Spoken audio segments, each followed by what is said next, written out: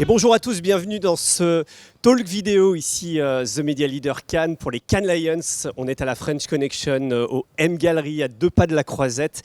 Et j'ai le plaisir d'accueillir Edouard Schmidt qui dirige Magnite pour la France et la Belgique. Exactement. Bonjour. Bonjour François. Bienvenue, merci d'être avec nous. Les Cannes Lions, c'est très important, évidemment. D'abord, toi qui as fait un tour aujourd'hui de ces Cannes Lions, je crois que tu as démarré les hostilités hier soir. Exactement. D'abord, la présence de Magnite ici. Et déjà, toi qui as humé déjà les premières tendances, qu'est-ce que tu sens ici aujourd'hui, cette année ? Déjà, c'est toujours un grand événement de venir ici. C'est toujours la grande messe, effectivement, pour les médias, la tech et aussi la création, parce qu'il faut rappeler quand même que les Cannes Lions, c'est un festival dédié à la création. On est très content d'être ici, comme chaque année. C'est un point d'orgue pour les AdTech, puisque c'est un moment des annonces qui vont déterminer le reste de l'année. Et généralement, on se retrouve l'année prochaine pour faire aussi un petit point. Ce qu'on voit cette année, et ce qui est très important, et je pense que c'est le sujet qui va animer toute la croisette sur la partie AdTech et médias, c'est évidemment l'intelligence artificielle, l'IA. Ce qui est très drôle, c'est que l'année dernière, on en parlait comme quelque chose qui allait arriver. Et aujourd'hui, c'est un fait, c'est là. Ça commence à s'activer.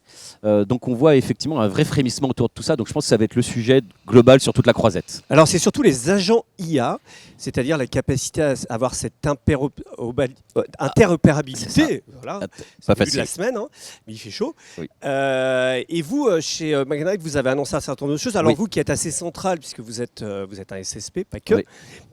C'est quand même votre rôle aujourd'hui d'être interopérable, hein, c'est-à-dire qu'en fait on fait appel à vous pour ça. Aujourd'hui, comment ces agents IA on les intègre ? Et je crois que vous annoncez des choses, je crois que c'est Magnite Orchestration. Exactement. Donc voilà, le terme orchestration est tout à fait adapté à ce qu'est un agent IA. Hein. Alors, il y a plusieurs choses dans ta question et dans ce point-là. Alors, déjà, ce qui est drôle dans les AdTech médias, c'est que l'IA, en fait, a toujours existé. On appelait ça le machine learning. On appelait ça le machine learning, exactement. Et donc, c'est juste qu'il n'y avait pas de conversation avec un interlocuteur. Mais le fait qu'une technologie puisse apprendre par elle-même, ça existait déjà depuis plusieurs années dans l'écosystème programmatique, le machine learning. Bon, c'est moins sexy que l'agent IA où justement on peut discuter directement. Donc là, l'avènement en fait effectivement des agents est un point super important. Je pense que le premier point, c'est qu'on a eu depuis quelques mois, je dirais 6-9 mois, l'avènement de beaucoup de solutions agentiques, donc d'agents conversationnels, qui étaient chacun dans son côté.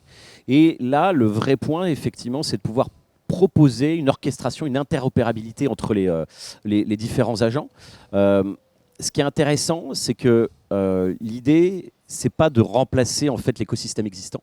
Aujourd'hui, l'agentique va permettre de l'améliorer, de le rendre plus interopérable. Donc nous, ce qu'on a annoncé en tant que Magnite, c'est le Magnite Orchestration. Donc ça me fait pas doucement sourire, mais ça me fait penser un peu à France Télévisions qui parle beaucoup de chorégraphie. Nous, c'est le mot orchestration qu'on affectionne particulièrement parce que ce mot orchestration veut dire interopérabilité entre tout l'écosystème en fait agentique. Donc qu'est-ce que ça veut dire derrière ? Ça veut dire pouvoir justement créer un hub et une interconnexion entre les seller agents, donc les agents qui vont s'occuper de la gestion des inventaires des éditeurs, et les buyer agents, donc ceux qui sont effectivement disponibles pour gérer les briefs, les forecasts et la création et management de campagne. Nous aujourd'hui on a les deux, avec au milieu effectivement Magnite Orchestration, qui est ce hub qui permet de gérer les deux. Et l'idée, c'est qu'on a notre propre seller agent qu'on propose aux éditeurs, parce qu'on veut éviter qu'un éditeur développe son propre seller agent dans son coin, qui n'est pas forcément interopérable avec tout le monde. Nous, l'idée, c'est que notre seller agent, ils sont interopérables avec tout le monde. On se met sur notre brique de connexion Magnite Orchestration, et de l'autre côté, vous avez soit notre propre buyer agent, pour les clients qui souhaitent l'utiliser, qui ont besoin d'accéder aux inventaires de nos clients éditeurs, ou se connecter à d'autres effectivement buyer agents, d'autres acteurs, ça peut être des buyer agents de DSP tiers, d'autres solutions tech qui ont besoin d'accéder aux médias. Et l'idée, c'est que dans Magnite Orchestration, il n'y a pas uniquement la notion de buyer agent et de seller agent, mais évidemment après tous les acteurs qui tournent autour de l'écosystème, ça peut être les DMP, etc. L'idée, c'est de pouvoir centraliser tout ça. Il y a encore un problème de protocole comme au début, hein, c'est toujours le même problème. Dans la publicité, on a mis des années avant d'avoir des standards communs, notamment sous les houlettes de l'IAB. Alors on parle du MCP, c'est-à-dire cette capacité à pouvoir se connecter, etc. Oui. Il y a les API aussi. Alors c'est un peu technique tout ça. Oui. Aujourd'hui, est-ce que le sujet, c'est pas justement d'avoir des protocoles communs entre les agences médias, les adtech, les éditeurs et ça, on en est où exactement? Est-ce qu'à Cannes, il peut y avoir des avancées? Alors, on est tout à fait d'accord sur la nécessité d'avoir de protocoles communs. Ça, je pense que c'est ultra important. On parle du MCP, par exemple, c'est pas un protocole déjà qui s'impose par lui-même? Alors, on a commencé avec ADCP, mais ADCP, en fait, c'était un extract de MCP. Désolé pour tout ce langage-là. On va essayer d'être vulgarisé. Voilà, c'était une version un peu plus courte du protocole MCP pour favoriser les premiers tests. Maintenant, on retourne sur effectivement le protocole MCP. Après, il y a d'autres façons. Il y a les connexions API. L'idée, je pense, dans la logique, c'est de toute façon d'être interopérable, peu importe les protocoles. Donc on parlait d'interopérabilité entre les agents, mais ces agents-là doivent être aussi suffisamment flexibles pour soutenir les différents protocoles. Et à terme, oui, il y aura un protocole qui va effectivement s'imposer. Mais dans un premier temps, si on veut qu'il y ait une adoption assez massive et rapide de l'agentique pour tout le monde, il faut que ça soit simple. Et j'ai envie de dire, les protocoles, c'est notre tambouille en tant qu'adtech. Les clients, les agences, les utilisateurs derrière, c'est pas leur problème.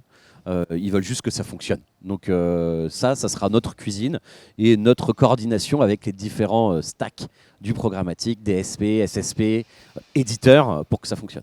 Alors, il y a aussi les nouveaux formats que vous avez annoncés ou que vous annoncez là, effectivement, en dehors du flux vidéo. Est-ce que tu peux nous en dire un peu plus là-dessus? Dans le cadre en fait, de l'agentique, ce qui est passionnant, c'est de pouvoir donner accès en fait, à de nouveaux formats, à de nouveaux inventaires qu'on n'aurait pas forcément pu voir juste via l'œil d'un humain, puisqu'en fait, le vrai avantage de l'agentique, c'est ce qu'on appelle le discovery d'inventaire.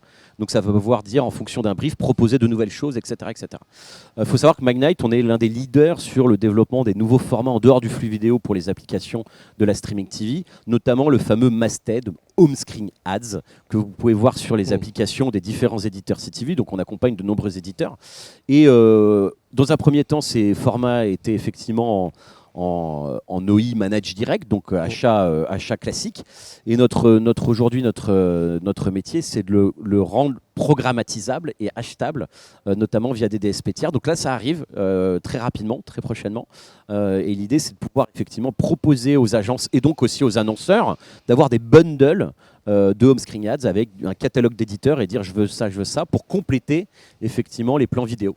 Ça voulait dire qu'il faut quand même avoir des inventaires les plus larges possibles, c'est ça en fait. Alors l'idée aujourd'hui c'est effectivement la première étape. Magnite, avant tout, on est une adtech pour aider les éditeurs à mieux monétiser leurs inventaires en programmatique dans le cadre de cet univers très fragmenté de la streaming TV. Donc l'idée, c'est d'abord d'aller voir les éditeurs et leur dire l'univers est assez complexe technologiquement, vous avez besoin d'un tiers de confiance, Magnite, qui va vous aider à développer ces formats-là. Donc ça, c'est le point de départ. Et plus on a d'éditeurs au sein de Magnite qui sont effectivement sur notre plateforme et qui utilisent notre plateforme, plus ça fait un effet boule de neige parce que derrière, ça enlève ce côté fragmentation. C'est-à-dire que derrière, vous allez pouvoir avoir dans une offre via les DSP ou d'autres acheteurs, quasiment l'ensemble des éditeurs.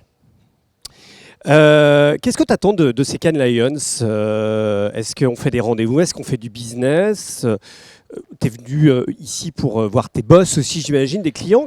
Qu'est-ce que tu attends de ces Cannes Lions? Beaucoup de choses, on attend toujours beaucoup de choses de ces Cannes Lions. Effectivement, est-ce qu'on fait vraiment du business? Alors, déjà, oui, on fait du business.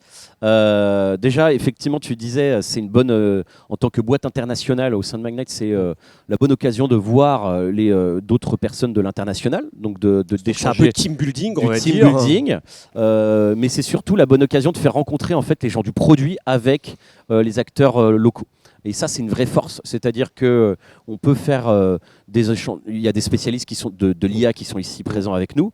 On peut les faire rencontrer des gens qui ont des questions sur l'IA ici. Donc, par exemple, des éditeurs partenaires. Ils ont des questions sur l'IA. Ils vont dire j'aimerais avoir votre vision sur l'IA globale avec effectivement des insights des US notamment. Et ça, les clients et nos partenaires français sont très très friands d'avoir cette vision US parce que vous en doutez, ce qui se passe aux US arrive souvent en France 2-3 ans après.